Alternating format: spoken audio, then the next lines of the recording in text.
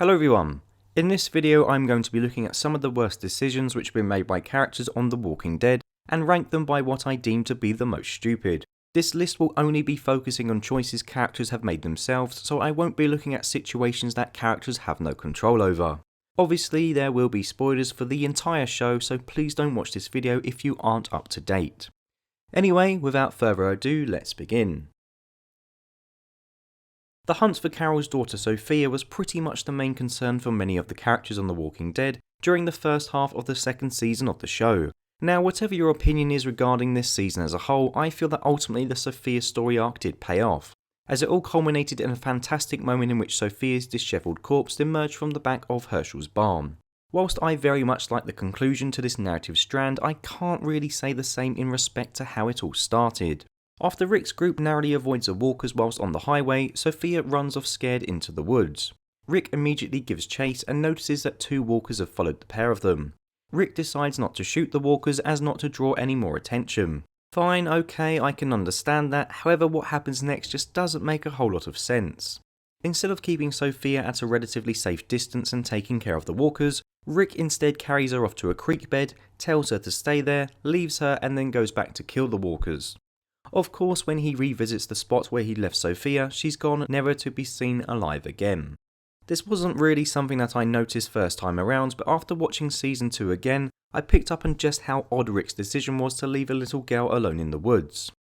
I am willing to give Rick some leeway, as this event did take place very early on into his post-apocalypse life, so you could argue that Rick simply didn't know how to deal with walkers like he does now, and that his decision to place Sophia far away was what he felt at the time was the safest thing to do. Looking back on it now, however, it seems really out of character, and pretty naive on Rick's behalf to think that a young girl would not only be okay with waiting in a creepy lake on her own, but also be able to follow his directions if she did get herself into a state of panic. I'll admit that during my reviews covering the most recent season of The Walking Dead, I have at times made arguments for why various characters should spare their foes. For example, I certainly can see why Jesus doesn't agree to killing all the captured saviours that are currently at the hilltop. However, I do believe there does come a point whereby some people are simply too dangerous to be kept alive, or they simply don't deserve to live due to the horrible deeds they have already committed. The leader of the Wolves, Owen, was a guy who fit both of these criteria. During his first appearance on the show in the season 5 finale, he is introduced to viewers by holding Morgan hostage at gunpoint. He explains to Morgan how he and his group have killed and stolen from any settlement they could find and intend to do the same in the future. He also goes on to say that he will take everything from Morgan, including Morgan himself. I don't know about you, but if I was Morgan, this conversation would have raised some serious red flags. Anyway, to cut a long story short, Morgan ends up having an altercation with Owen and another member of his wolf clan, and ends up knocking them both out cold with relative ease. He then ties the pair of them up and places them in a car which he was staying in previously. Little did Morgan know that these two would later go on to Alexandria with the rest of the wolves, killing many residents and causing Rick to lose control of the walker herd, resulting in the walls collapsing. If Morgan hadn't have let these two live, arguably none of what I've just mentioned would have happened. I mean, if Rick was in a situation where a guy had threatened his life and boasted about the heinous things he had already done, given the chance Rick would have put his hatchet straight through his skull. He did a similar thing to Gareth, as he knew it was simply too much of a risk keeping the cannibal alive. Some may argue, as I have done in the past, that at times Rick is a bit too gung-ho when it comes to dealing with people who oppose him, but I do believe he does have a great natural instinct when it comes to sniffing out danger, and he definitely knows when someone is too dangerous to be kept alive. Of course, Morgan didn't know the wolves would launch an assault on Alexandria, but he was extremely naive in keeping two men alive who had not only just tried to kill him, but described how they had killed others and would continue to do so. With entry number 6, we come to the subject of awful character deaths, with Sasha's departure, in my opinion, being one of the worst in the history of the entire show. However, it's not her death I'm going to be talking about specifically, rather the events that led up to it. When the news broke that the actress who played Sasha would be starring in Netflix's new Star Trek series, most Walking Dead fans had already figured out that her character would end up dying in order to make way for her new role. What most Walking Dead fans didn't figure out, however, was the ridiculous nature of her exit. Still pissed at the death of her ex-boyfriend Abraham, Sasha, with the help of Rosita, decides to storm the Savior's HQ with the intention of killing Negan. As expected, things don't go to plan as Rosita and Sasha end up being separated, with Rosita heading home, while Sasha ends up in Negan's prison cell. After the scumbag David tries to rape her and is promptly killed by Negan, Negan hands Sasha a knife so she can kill his soon-to-be reanimated corpse. At this moment in time, Sasha is alone in a cell with Negan, the dude she wants to kill, and she has a knife in her hands. For some reason, unbeknownst to me, she doesn't even attempt to attack him, rather she just lets him walk out of her cell. Seriously, what the hell? I thought the whole point of her being there was to kill him. Here she was presented with a golden opportunity only for her to completely bottle it. And I don't buy the explanation that she didn't want to kill Negan whilst in his cell due to the risk that someone could find out and kill her afterwards, because Sasha ends up taking a cyanide pill and killing herself anyway. So why not just kill Negan when she had the chance? Instead, she goes ahead with one of the most convoluted and ridiculous plans to kill Negan, which involves killing herself and hoping she will be able to get the jump on Negan in time to bite him when she has turned. It really doesn't add up. Sasha wasn't a bad character by any stretch of the imagination, but it's clear that the showrunners had no idea how to give her a proper send-off. I mentioned in a previous video that one of the reasons I and many fans were so annoyed with The Walking Dead's decision to kill Carl is that he's been cut from the show when he finally seemed to be developing into a decent and likeable character. I think this same logic can also be applied to Beth Green. I know a lot of fans weren't too keen on Beth, however personally I never really had that much of an issue with her. Well, apart from her constant annoying singing. I spent it in good company. Shut up. The Grady Memorial arc wasn't exactly a highlight for the show, but I do believe that it did portray Beth in an interesting light, and showed what she was capable of, which in turn helped to develop her character. Which is why then it seemed like such a waste for her to die literally minutes after being reunited with Rick's group. It was a real sucker punch just to have to sit through the whole hospital storyline to just end up with Beth dead anyway. The nature of her death was also pretty stupid. Say what you like about her, I don't think she was particularly dumb. She certainly had her wits about her, which is why it seemed incredibly out of character to see Beth stab Dawn with a pair of scissors. I understand that she was annoyed due to Dawn keeping Noah at the facility, but this move was just absolutely thoughtless. As if Beth dying wasn't bad enough, the guy who she essentially sacrificed herself for, Noah, was then killed himself 6 episodes later, making the whole thing seem even more pointless. Whilst I don't agree with the manner in which Beth died, the showrunners could have redeemed this creative choice somewhat by making Noah a meaningful character. Instead, they killed off one of the longest running characters on the show, in order to have Noah join Rick and then have himself die less than half a season later. Again, as previously mentioned, I understand that Beth wasn't universally liked, and I have no issue with the Walking Dead team killing her character. I just feel it shouldn't have been done in such an idiotic way.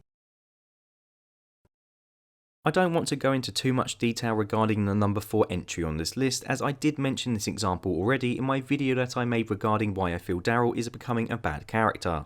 However, I do still think this was a pretty silly move by the Wookiee hillbilly, which is why it places so high up on this list. So let me briefly set the scene. Negan and his saviours have Rick and their crew surrounded on their knees. Negan had just finished bashing in poor Abe's skull and proceeded to do what Negan does best, and by that I mean act like a cocky shit. Daryl took offence to him toying with Rosita and delivered a right hook to the saviour leader.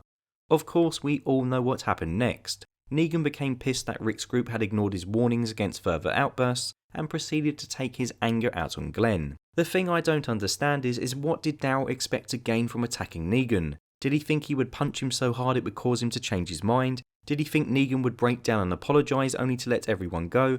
It was such a stupid decision and unfortunately something that has now put a blight on his character. Even if you're not particularly bothered by The Walking Dead's decision to kill off Carl Grimes, you have to admit the manner in which he received his soon-to-be fatal walker bite was absolutely brainless. If you're going to kill off Rick's son, at least give him a decent death. Have him go out standing up to the saviours or heroically saving his sister. Instead, Carl is going to die when The Walking Dead resumes, due to sustaining a bite attempting to kill walkers that were no threat at all to him. The whole thing is pretty ridiculous. So how did Carl get bitten? Well, to refresh your memories, during the episode The King, the Widow and Rick, Carl stumbles upon the loner Sadiq hiding in the woods. Sadiq explains to Carl that so far he has killed 237 walkers, and does so as to honour his mother, who believes that killing walkers allows their trapped souls to be set free. The next time we catch up with Sadiq and Carl, the pair of them are passing by some walkers who are feasting on the carcass of a dead animal. Now, not only are these walkers a safe distance from both characters, they are also distracted by the fact that they are happily indulging in a meal. Anyone with half a brain cell would just carry on past these walkers without approaching them. They weren't in a position to pose a threat to Carl or Sadiq, so common sense says just leave them be. However, Carl, for some bizarre reason, decides he must help honour the mother of a guy he's known for about 5 minutes by exterminating the walkers. Why? Just why? Yes, I know Carl did some stupid shit on the show when he was younger, but the Carl we've seen of late just isn't stupid enough to needlessly attack walkers who are minding their own business. Carl knows how to deal with walkers and also when to deal with them. This entire sequence makes Carl out to be a complete idiot and is possibly the dumbest method of getting rid of one of the show's central characters. I mean, surely the showrunners could have thought of a better way to get rid of him.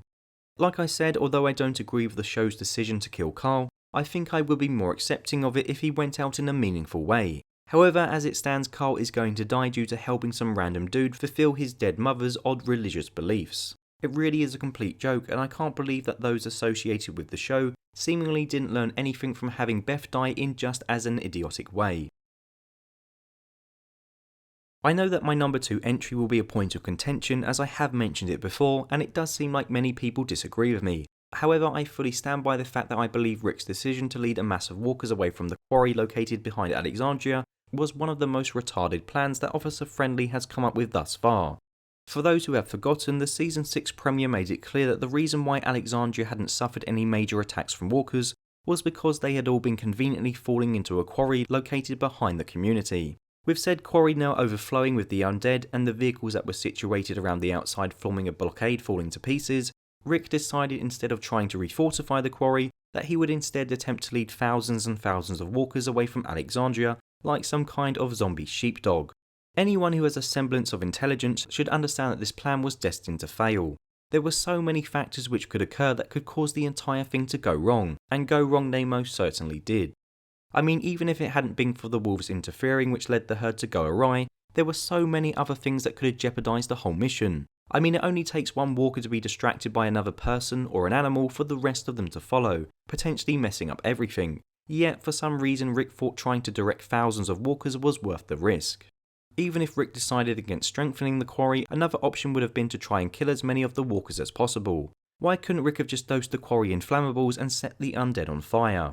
And before people say this is a dumb idea, remember this is pretty much what Daryl did anyway when he set the lake inside the walls on fire, killing most of the walkers that broke through Alexandria. Of course, I get that the writers wanted to have an epic moment in which Alexandria became overrun by a giant herd, but they could have gone about it in a more convincing and sensical way. In the comics, Rick's group engaged in a gun battle against a group called the Scavengers, not to be confused with the TV group of the same name, with the noise from said battle attracting a massive horde of zombies. Unfortunately, the show already used the idea of a herd being attracted by noise in the second season with the collapse of Herschel's farm, meaning what we ended up with was in my mind a much inferior version of this event being played out on TV. So now we come to number 1, and it may seem like I'm picking on Daryl, especially seeing as I've already made a video about him a couple of weeks ago, but I feel that purely in terms of the importance of the event, Daryl sabotaging Rick's war plan against the Saviours is the dumbest decision a character has made in the show. Think about it, in terms of everything Rick has been through, the war with Negan is the most significant threat he and his people have ever faced, and the importance of winning cannot be understated. If Team Rick wins, Rick can lead Alexandria on his own terms, and the surrounding communities can rest easy knowing that they don't have to make any more offerings to the Saviours. On the other hand, if Rick loses and Negan wins, then not only potentially will the three leaders of Maggie, Ezekiel and Rick himself be publicly executed, but the free societies they serve will be forced to live under Negan's rule, contributing all towards a society that does nothing but take. The entire future hinges on the result of this ongoing war. I know that the kingdom has suffered some major losses, and that Rick and the Hilltop have lost a few people, but overall up until Daryl decided to ram a truck into the sanctuary, things were going pretty well for Rick and co.